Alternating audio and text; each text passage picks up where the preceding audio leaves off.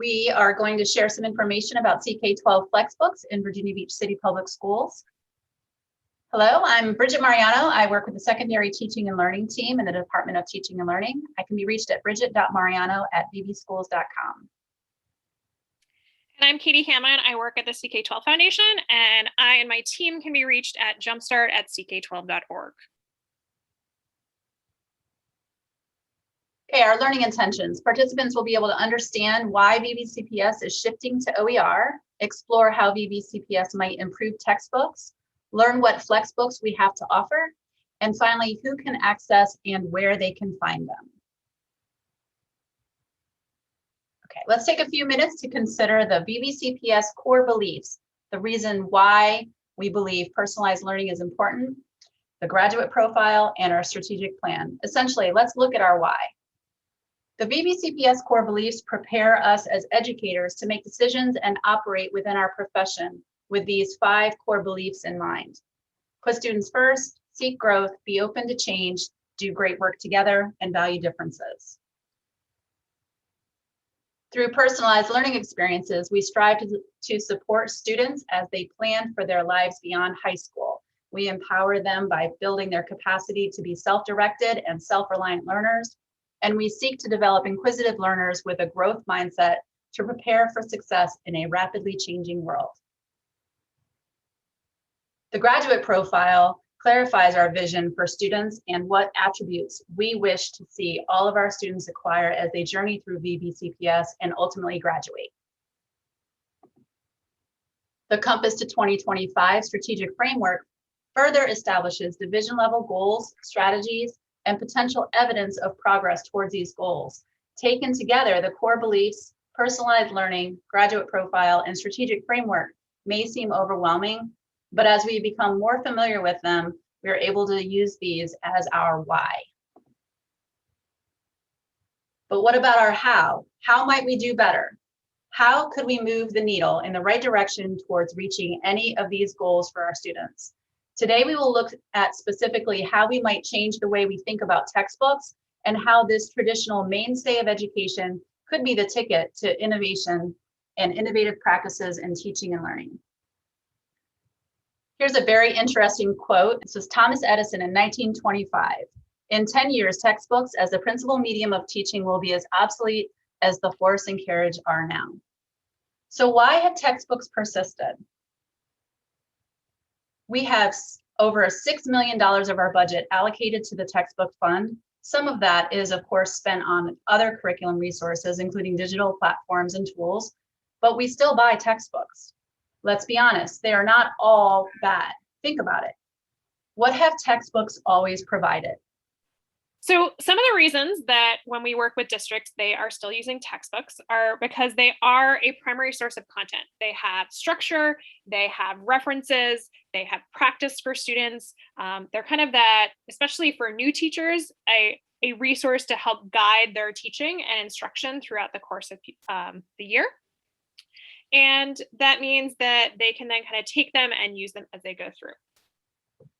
How do you think they've improved since 1925 when Thomas Edison said this? And I think textbooks themselves have improved in a number of different ways. So especially as we've moved to the opportunities digitally, books, whether a traditional textbook or something more like the CK-12 FlexBook, have been able to expand past that traditional text, image, practice resource to really include more multimedia, to include interactive resources for students, to include things like adaptive practice that kind of meet students at the level of learning and really go beyond that. Everyone gets the same structure and process as they work their way through and have more choice and exploration and ownership by students of their learning. All right, let's take a few minutes to think about how traditional textbooks, even with these digital makeovers, can still seem a little bit limited. So traditional textbooks are static and not able to be adapted to better align and support with our division's why, or things that seem outside of the specific content area. So what if the textbooks were adaptable? And that might enable us to put students first more easily, or to seek growth instead of just one final destination, actually focusing in on growth. Adapting means that we would be open to change, and being able to collaborate together on creating a new book is definitely evidence of doing great work together. I think that we recognize the potential for OER to be totally in support of our core beliefs in VBCPS. Wouldn't an adaptable textbook better support personalized learning too? Obviously, not all kids are going to the same exact spot at the end of the year, let alone the next year or at the end of their K-12 career here with us. And OER and flexible textbooks would allow us to personalize that pathway. Wouldn't an adaptable textbook better enable us to integrate graduate profile attributes and better support our students in becoming future ready? Beyond the content, which some might think of just that one piece of pie at the top there, the knowledgeable, beyond the content areas, we have so many other skills and attributes that we want our students to become proficient at. And being able to adapt a textbook to better support all of these other skills is definitely something that a traditional textbook that is not adaptable just would not provide for us. So what solutions might we have? The Department of Teaching and Learning has always worked very hard to provide a curriculum that is easily accessible and able to be adapted to suit the needs of students and teachers. This flexibility in curriculum has grown into also preparing flexible textbooks. So one of the resources that you guys have been using in Virginia Beach are CK12 FlexBooks. But for those that are unfamiliar with CK12, I want to just give you a little bit of history in terms of who we are and what we do. So CK12 has been around since 2007. I think we launched our first textbooks in 2008. And really, we're not just kind of a tech company that showed up briefly and is going to disappear in a couple of years. You know, we've established our place within the scope of education. And we offer a number of different resources. So our core offering is our FlexBooks. Those are interactive, adaptable, customizable textbooks in a digital format that allow for the inclusion of adaptive practice, the inclusion of video resources, real-world applications, simulations, and more interactives as we go through. And our mission is really to provide access to resources like this. So all of the resources we offer on CK12 are 100% free for educational purposes. And so that really allows you at Virginia Beach and across other schools and districts around the world, because we do have usage across the US and beyond, to customize that content, make it exactly what you want, make it match where you're going, and fit in these other pieces like the graduate profile and the strategic framework to really allow a more holistic approach to education within any class, using that as that structure and that guide and that kind of opportunity to work your way through learning and have different choices as they go through that piece in a particular class. So with that, I'm going to just show you briefly what this looks like. So let me go ahead and cancel out of this for a second, and I'll give you an example book. So one of the books that Virginia Beach has done is they've taken the CK12 Chemistry Flexbook, kind of rewrote it with their name at the beginning, and now have this book that they can start modifying and working with. So you guys, your team has taken this, gone through, and this is a good example of kind of what a Flexbook can really do for you. So you can see a traditional set of chapters just so that you have a similar structure and order that would go through that content, that knowledge component. But if you click into any particular section, let's say one on physical change, we start even before you get into the traditional lesson with this idea that there are other ways to learn about this particular concept. So here you can see that there's a simulation on chemical and physical changes that would be relevant to this particular topic. We have a real world application on sinking clouds. So that's kind of tied into this particular concept, and students can explore and expand beyond the core lesson. And then a video that talks about physical and chemical properties of matter. So those are all other resources and ways to jump into stuff. If you go into the lesson itself, our science content in particular usually starts with an opening question to engage students and get them interested. So how does a car go from new and shiny to old and beaten up? Throughout the course of a lesson, you can see that there might be annotation notes. Any student can go through and make their own notes. They can be found under our toolbar in our notes and highlights, where you can go through and go back and review for a student. You'll see below that there might be an embedded video. this launching of that simulation, all of those other ways to learn may be embedded, or they'd be found under our related content if you wanted to access those directly. And those give students a chance to explore through that video modality or by exploring a simulation. I can go ahead and launch that. And then you can see an opening question here. It'll play through that question, that scenario. The next page gives you a chance to explore and say, okay, what's happening for chemistry? It's often what's happening at that molecular level. So let's see how this plays out.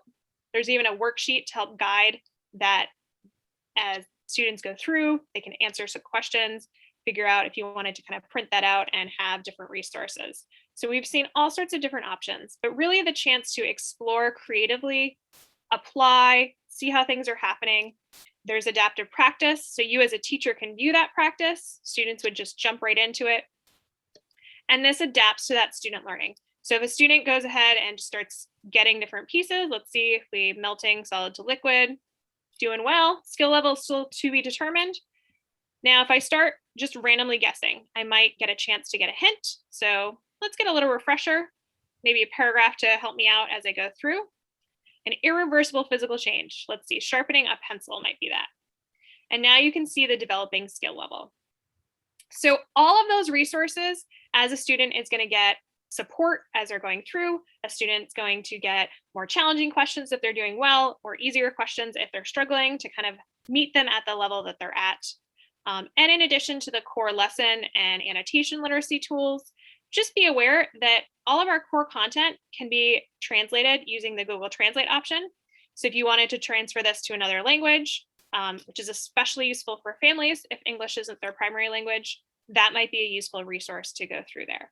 So that's just kind of a really quick overview of a traditional lesson, from some of the interactive components that you'll find within it, the practice that goes with it. And we can talk kind of about reports and more in terms of seeing this practice. You as a teacher can see your own report, but you can also see the reports from students. So from the level of questions down to the questions themselves and information that goes with that. And even class level insights that help you understand where maybe some questions that students are struggling with across your class, or recommended prerequisites to go through and review and understand. Or you and the students can even ask a simple question. Tell me about physical change. And our little support guy, our little Flexi student tutor, will help students out or help keep them on track with tasks and different resources. And they can ask questions there, or as you saw within practice, get some refresher and resources as they go through. So hopefully that gives you just a super, super quick overview of how that works. And these lessons, this particular one is based on our standard lesson. Some content that your team at Virginia Beach has created is pulling from different resources or creating their own content. So there will be a variety of different pieces in terms of the level of interactivity, the number of questions, the different resources that are there, but this really shows you what you can do with that particular lesson. So with that, I'm going to go back here, and Bridget can tell you a little more about what you at Virginia Beach are doing, even beyond this particular chemistry book. Thanks, Katie.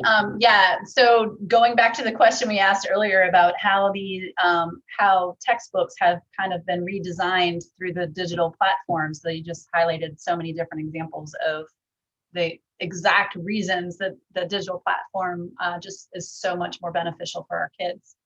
VBCPS has used CK12 FlexBooks for quite some time and in varying degrees. And as you mentioned, some of them we've used kind of straight out of the box, so to speak, right from CK12. And the FlexBook 2.0s that CK12 has created that we have used have, like you showed in the chemistry example, a really robust amount of features and interactives and things like that. The math department references a few FlexBooks in their courses. If the teachers are in the course curriculum groups, they can see those resources are definitely referenced in there.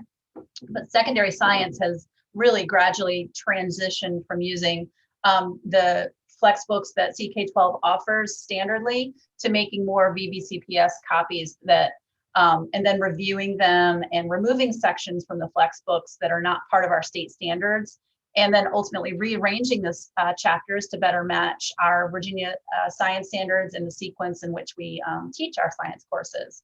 This past summer, the science department gathered as a team to review for gaps in these FlexBooks and building in the content that would then be added in and augmenting the original CK12 to address those gaps. So we have a pretty full suite of science FlexBooks at this point that have been reviewed by our staff and updated to match our Virginia state standards and or the sequence in which we teach in Virginia Beach, the science courses.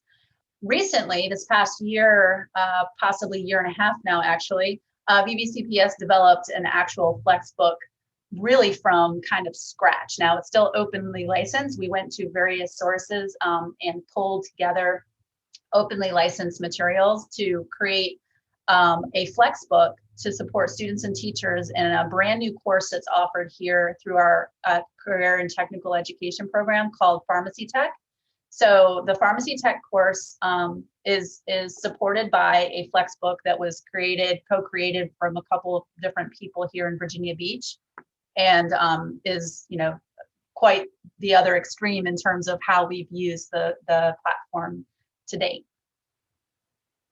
So Katie, the traditional textbooks versus FlexBooks. I came up with a quick list here of how I think they are different.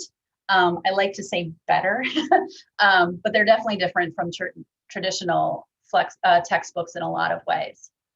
So traditional textbooks, the kids have, picture the little ninth grader with a backpack loaded down with 6 or 7 big textbooks. They're very rigid and unchanging. If they do have an online access, they lose access at the end of the year. Typically, especially if it's a physical textbook, there's not going to be any proof or data of a student actually reading that or interacting with it in any way, unless you collect the homework paper at the end of the class or the next day to prove that they answered some questions, in which case then you have to grade them as a teacher. Obviously, there's an expense associated with these traditional textbooks, and they have to be turned in at the end of the year and inventoried and put back on a shelf somewhere. So those are just a few of my not favorite things about traditional textbooks. Yeah, I think that gives a sense of kind of where we're coming from and why we developed FlexBooks. So one of the great things is I have some students in districts that use FlexBooks in multiple classes, and so they're down to 1 or 2 books across their class that they have to carry around, and everything else is just on their Chromebook or other device that they have. They're really flexible. So you saw that there's opportunities for different learning advantages in terms of having video or interactivity in there, as well as just the ability to customize them to meet, as Bridget said, the standards and scope and sequence that you guys use in any particular district. They are open and accessible. So our site is available to access directly for anyone. You don't need a subscription to the platform in order to be able to access that. And you can use that for educational purposes across, whether that's for your own learning outside of a traditional class or within the course of a district and the work that's being offered there. We really have done a lot of work recently to build up the data and the insights that you as an educator can get about the work that your students are doing. So this past year, as teachers were teaching remotely on and off, it was really helpful for many of them to see how much time their students spent reading through a lesson, where they spent that time, how many practice questions they did, the level of those questions, and even more in terms of maybe the prerequisite that they needed to review or different pieces like that. So we continue to build out those insights for educators so that you have a better sense of what's happening with your student and whether that's something that they're doing in class or something that they're doing for homework or in remote learning. You have opportunities to still get some of that data that you would if you were there in person all the time, and even beyond that for other resources. They are free. We don't charge for the resources of our FlexBooks. Simply that, educational purposes clause within our terms, but they are free for you guys to use, for students to use on their own, for parents to go back and review content to help their children with different resources. And they are available. They're not a physical textbook that needs to be turned in, that the next class needs to use.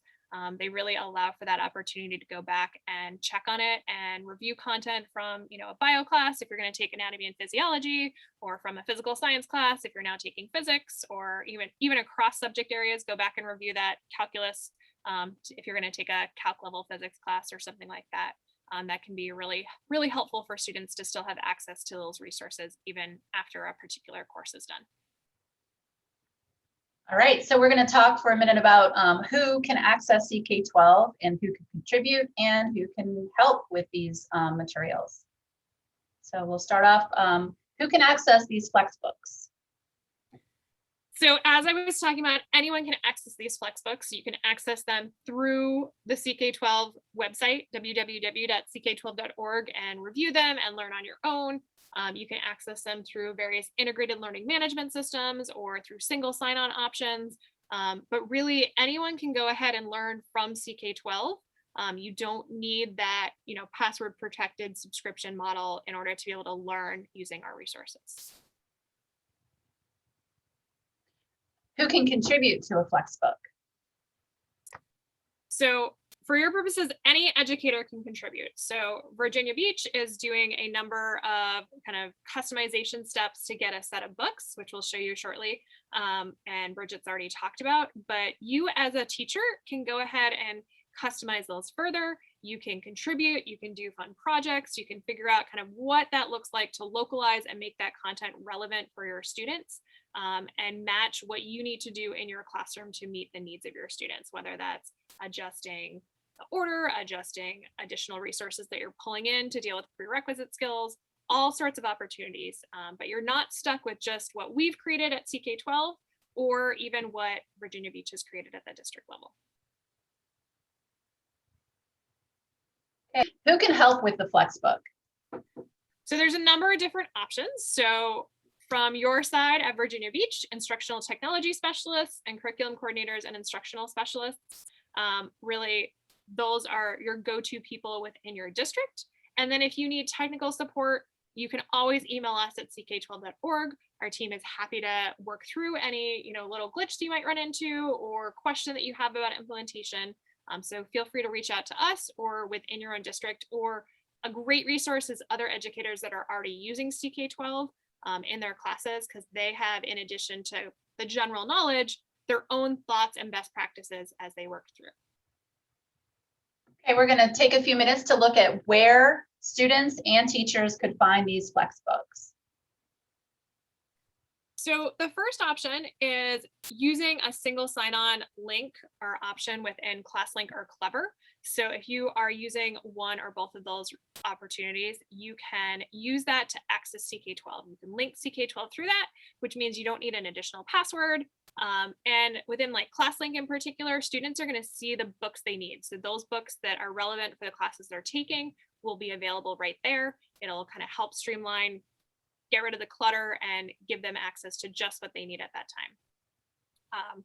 If you're only using CK12 through Clever or ClassLink, there is no class assignment workflow within that particular option. It's a sign-on option, but it does save you that password piece and give you some options there. And broader access is limited. So for example, in ClassLink, in particular, if they're just seeing the books they need, maybe they're not aware that there are other resources on CK12. If Clever is giving them a direct login to CK12, then they would have access to that broader site from there. So I think Bridget's going to jump in and show you what that looks like in ClassLink. Yep. All right. So I'm going to share my screen here. And I wanted to start from SharePoint. So in case you weren't sure how to get to ClassLink, I wanted to just start from our SharePoint intranet site. You go to Applications.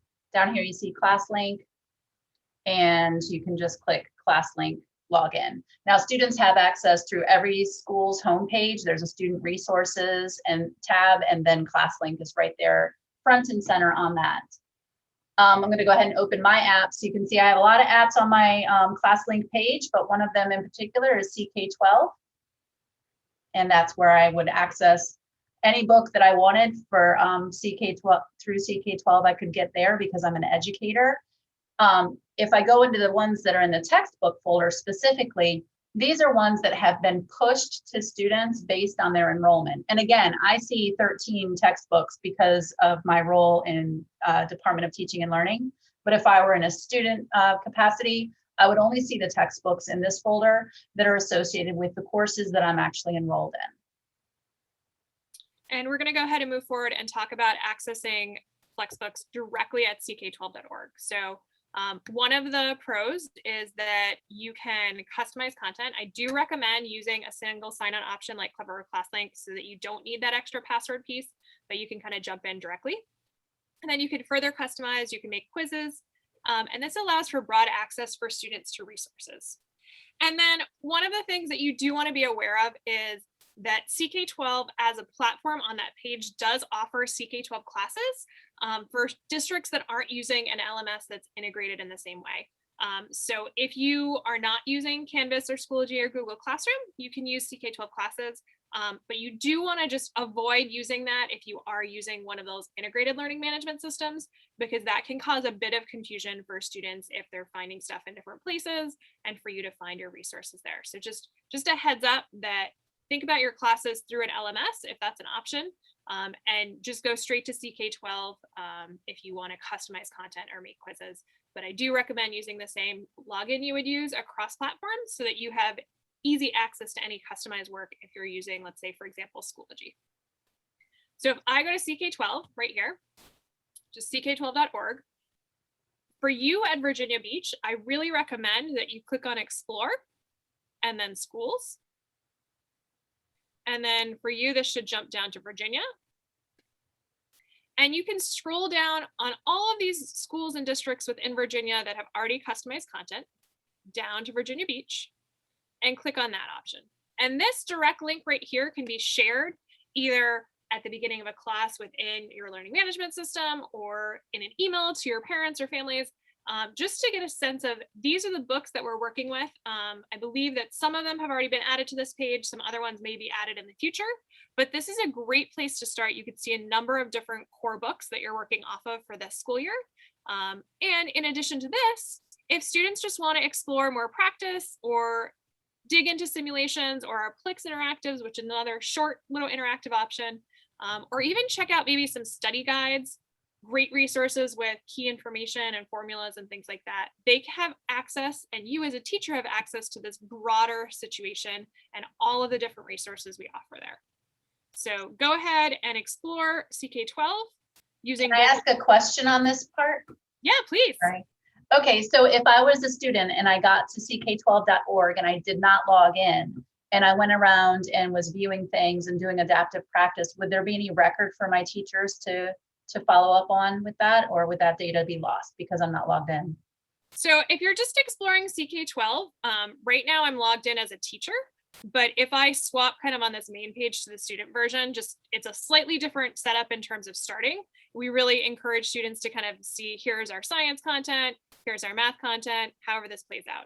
But if they're not logged in, it's not going to keep a record of their work in a way that you'd be able to access. However, they would be prompted to log in after they started adaptive practice because they wouldn't be able to submit that work. We wouldn't be able to kind of track that adaptive component and really recommend the next question and go from there until they're logged in. So if they start exploring, if they click on this and then they click on practice and they start digging in, it will prompt them to log in. I do recommend that for the most part, if you're thinking about CK12 and you're using Schoology or Canvas or Google Classroom or some sort of learning management system, or even just the ClassLink or Clever option, then go ahead and have them use that login portal so that they're logged in and you'd be able to see that work.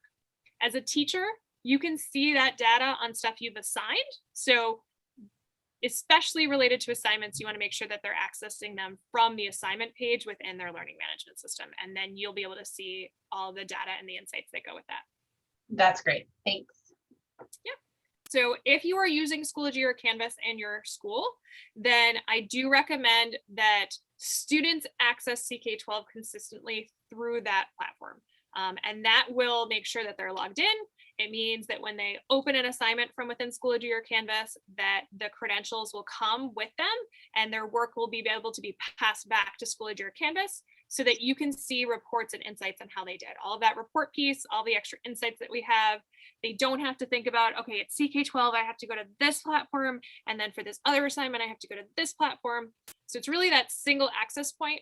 And all of the curriculum resources that we've been talking about can be imported directly into there. So you don't need to kind of worry about that piece. You as a teacher can customize directly on CK12, But for students, I would really recommend that they start there with that login. The one kind of debate on that is that will limit their access to the curriculum that they're being given, the assignments that they're being given. But you can always share the general link to the page if they just want to explore other topics. All right, thanks. I wanted to go ahead and show you guys how you can find how this would look in our curriculum groups already. So I'm just going to go ahead and go to add, import from resources, and go to groups. Don't mind that I'm in way too many groups. I apologize. Hopefully you're not in quite so many. Scroll down. I'm going to pick the Earth Science one. And in Earth Science, if I go into, let's go to Unit 2.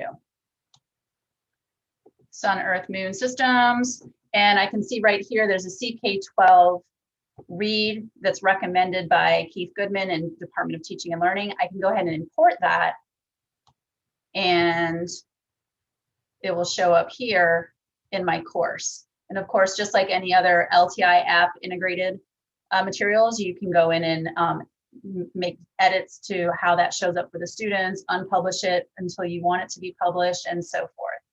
So it's very simple to find things that are already approved and in our curriculum groups already that you're a member of for Schoology. All right. I'm just going to have you click on that edit button for a second next to that CK12 resource. Okay. Because for Schoology, not for Canvas, because for Schoology, not for Canvas, you do need to click that enable grading button after you make that assignment. The way the Schoology workflow works, and then you pick your category, whether that's homework or ungraded or an assignment or whatever, and then you can save the changes on that. It isn't until you click enable grading that you're actually enabling the grade passback from CK12. So you do want to make sure for Schoology that after you've added something to your resources, if you want to use it as an assignment, you enable grading, and then we can share all the data and information with Schoology for that particular piece. Oh, great. Thank you. Yep. And you can also, if you just want to more broadly search CK12, if you go up a little bit higher, back to that add materials, and you can see the CK12 app is on the right, and that will allow you to explore stuff that you've created and that you can find, especially in your library, if you've made any customization or quizzes or things like that. We give you that reminder to enable grading. Just don't forget that piece. And here you can go and explore the CK12 site and add your own things if you wanted something else specific to use. Can teachers find the Virginia Beach launch page in CK12 from this app? So the best practice for this particular piece is if you're exploring CK12 and going to that page on CK12, just add the Flexbook that you wanted to your library, and then you'd be able to click on library easily right here and be able to access any of those books that you'd already added to your library and basically bookmark them in there. And so that's probably the best way to access something from Virginia Beach is by going to that page on CK12, adding it to your library, and then when you open it up, you can go from here. There are opportunities to search within this, but it's probably cleanest to do that and just bookmark it in your library if there's a resource you want. Okay, so I wanted to take a minute to point you guys to the resource pages that are on ck12.org for you to find some information about how the CK12 app works within Schoology. In this particular case, there is a video, for example, a quick overview, just a few minute video about how to assign CK12 lessons in Schoology. It's very useful. You can also on the support page there, ck12.org/Schoology, you can also find videos about seeing the reports and the insights that Katie was mentioning to get that data piece for your class. Whether or not it's graded in Schoology, it doesn't matter. You can still see usage data and the students' performance data on the adaptive practice and so forth. For those of you using Canvas, you can also find resources on www.ck12.org/Canvas. And there's videos there, for example, this quick overview about how to assign a lesson within Canvas. It's very similar to how we would do it in Schoology, but they have quick videos on how to do that. Similarly, you can also see the reports and insights and how to use that within Canvas. There's instructions on that for the Canvas users. That was all we had for you. Thank you so much for joining us, Katie. Is there anything else you'd like to add? Just thank you. We're here to support you. So feel free to reach out to us at support@ck12.org. And you can also find us on social media at CK12 Foundation for Twitter and Facebook. So we try to post, interesting tidbits or a blog post or, a video conversation with a webinar that we hosted with students and their thoughts. So definitely check out those resources there because they may be useful for you as well. Great. Thank you so much.